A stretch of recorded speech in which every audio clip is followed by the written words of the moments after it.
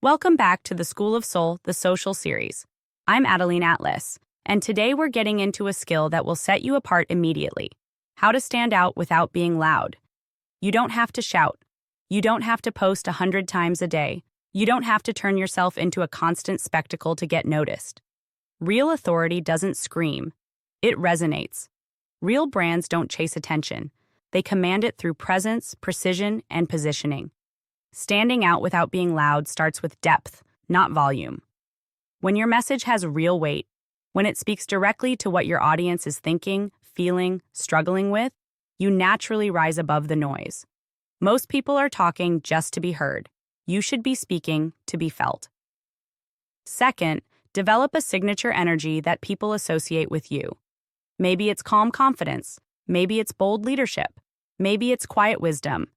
You don't need to be everywhere or say everything. You just need to show up consistently in a way that your ideal audience starts to recognize and remember. Third, refine your brand signals. Your colors, your visuals, your style of communication. They should create familiarity without needing constant explanation. A powerful brand doesn't just stand out once.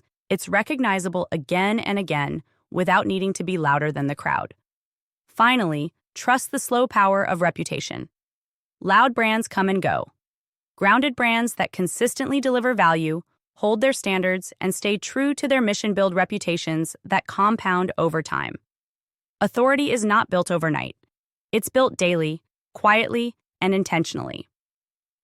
Final tip: you don't need to be louder. You need to be truer. When your brand energy, message, and presence are aligned, you naturally stand out.